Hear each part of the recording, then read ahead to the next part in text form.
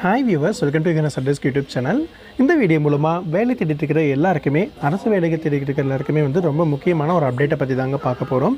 எல்லாருக்குமே நீங்கள் கவர்மெண்ட் ஜாபுக்கு அப்ளை பண்ணுறதுக்கு ஒன் டைம் ரெஜிஸ்ட்ரேஷன் அப்படிங்கிறது ரொம்பவே முக்கியம். அந்த ரெஜிஸ்ட்ரேஷன் பண்ணியிருந்தால் தான் நீங்கள் கவர்மெண்ட் ஜாப் எல்லாத்துக்குமே அப்ளை பண்ண முடியும். இந்த ஒரு ப்ரொவிஷன்ஸ் நீங்கள் எப்படி உங்களோட மொபைலிருந்தே அப்ளை பண்ணலாம், அது மட்டும் இல்லாமல் ஆல்ரெடி இருக்கிறதுல ஏதாவது ப்ராப்ளம்ஸ் இருக்குன்னா எப்படி ரிசால்வ் பண்ணலாம் அப்படிங்கிற முழு விவரங்களையும் தெளிவாக சொல்லித்தர போகிறேன். கடைசி வரைக்கும் இந்த வீடியோவை ஸ்கிப் பண்ணாமல் பாருங்கள். வாங்க வீடியோக்குள்ளே போகலாம்.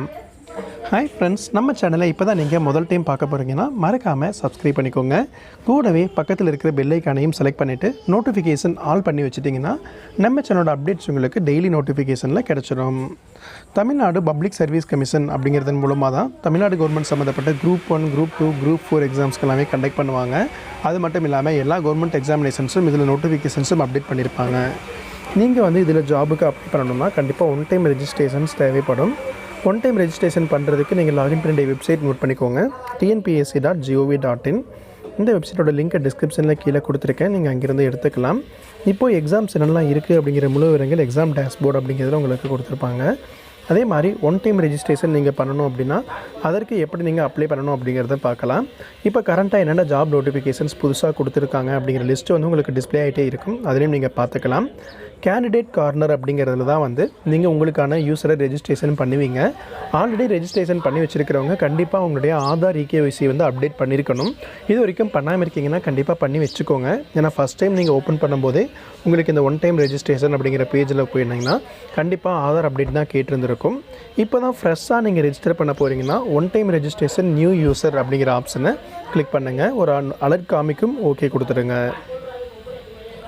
முக்கியமாக நீங்கள் ரெஜிஸ்ட்ரேஷன் பண்ணப்போ நோட் பண்ண வேண்டிய விஷயமெல்லாம் என்னன்னு சொல்லி பார்த்தீங்கன்னா, உங்களுடைய நேம், டேட் ஆஃப் பர்த் எல்லாத்தையுமே உங்களுடைய மார்க் ஷீட்ஸில் எப்படி இருக்கோ அதே மாதிரி கொடுக்கறது தான் பெஸ்ட்டு. இந்த ஒன் டைம் ரெஜிஸ்ட்ரேஷனுக்கு ஃபஸ்ட்டு உங்களுக்கான தேவையான ஒரு லாகின் நீங்கள் க்ரியேட் பண்ணிக்கலாம்.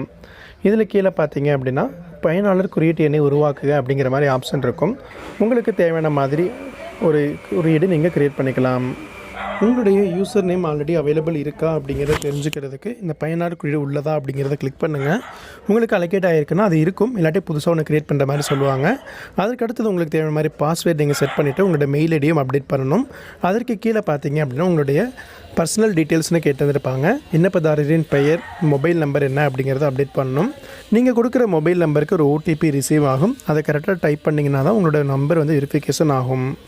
அதற்கு கீழேயே உங்களுடைய தந்தை பெயர், தாயார் பெயர் கேட்டிருந்திருப்பாங்க.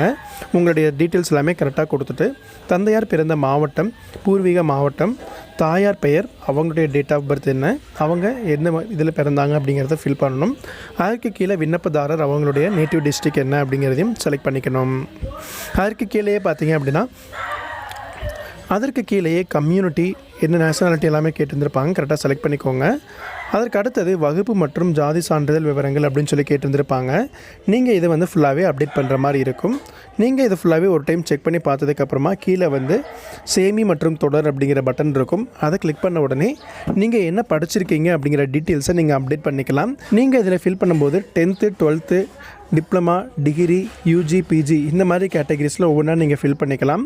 அதன் கூடயே சேர்ந்து உங்களுடைய ஃபோட்டோகிராஃப் நீங்கள் அப்லோட் பண்ணுற மாதிரி இருக்கும், சிக்னேச்சரும் அப்லோட் பண்ணுற மாதிரி இருக்கும். ஒவ்வொரு கவர்மெண்ட் எக்ஸாமுக்குமே நீங்கள் தனித்தனியாக அதை அப்லோட் பண்ண வேண்டிய அவசியமே இல்லை.